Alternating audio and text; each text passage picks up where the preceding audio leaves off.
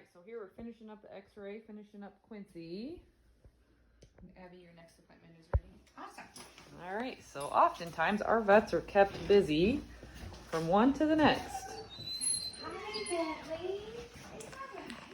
So in our exam room, we have our next client. How's it going? It's okay. Hi, Bunny. You're all right. Oh, good boy. So typically while the vet's finishing up the one appointment, that's the good purpose of our vet techs is Deanna has everything prepared and ready for the next patient. So here we have Bentley, and he is here for vaccines. So we'll put him up here on the table. Can I get up here? What a good boy. Good job, Bentley. And about 34 pounds. Very good. Good job, Bentley. Okay. Good job. Okay. Okay. Hi. Oh, it's okay. So what I'm looking for when I'm looking on my general exam, when I look in the mouth, I'm looking for any signs of dental disease, any masses. I'm also looking at the color of the gums.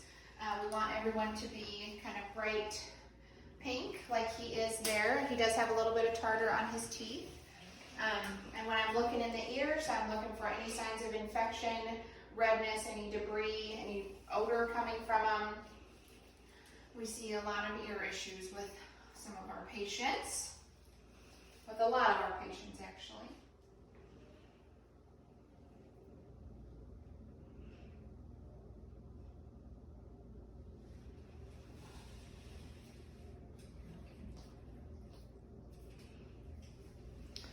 So just in today, you've seen how many different breeds of dogs? We have seen Five or six maybe? 5 or 6 different breeds. So are there different kind of things that you have to watch for each breed typically? There can be, depending on the breed. It also depends on the age of the animal. Like what I talked about earlier with our smaller dogs, we see some dental disease. In some of the bigger dogs, we may see more orthopedic problems. So we have more limping or soreness. And then we have our generally healthy ones like he is here today. But depending on the breed and the age, we can see some different things, and also kind of the lifestyle of some pets versus others. Like on a farm dog, you may be more likely to have lacerations or something from debris, especially from the storm that we had, and we saw a lot of lacerations after that. So it's always good to have some history of the dog and have some information before Yes. you examine them. Yep, that's why we try to keep our charts as up to date as we can, and so that we have all that information in there. Okay. Oh, here's more. And our techs also remind the vet when they forget about the rest of the vaccines. Good So, teamwork. It's okay. So our Bordetella vaccine, whoop, it's fine. It's fine. It's just your vaccine. Must not taste very good. Right, it's okay. Lower it down just a little bit. Hey, Bentley, come on, you're all right. Get up. We're almost done, sweetheart. Hey, it's okay. It's almost done.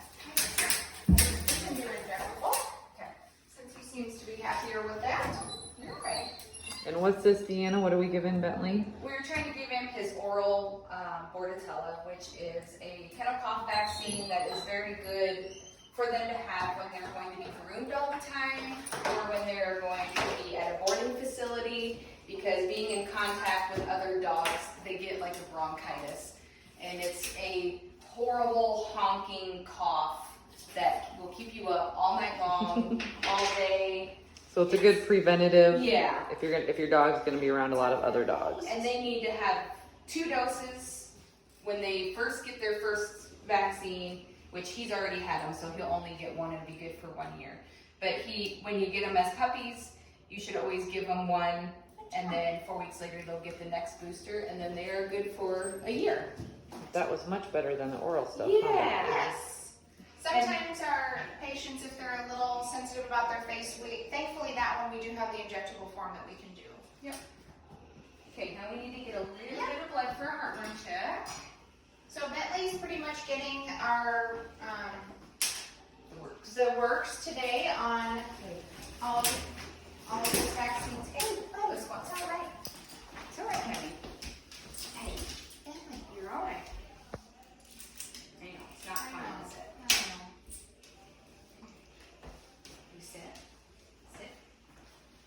And a lot of times when they're really wiggly like this, it's nice to be able to get them tucked into me so that sometimes they feel safer, but then it's also easier for me to keep control of them, to keep them from wiggling, because they could blow their veins just by trying to fight and get away from us. And so it's always the tech's job to make sure that they keep the pet safe, keep the vet safe, and So the vet can do their job. yep, There we go. good job.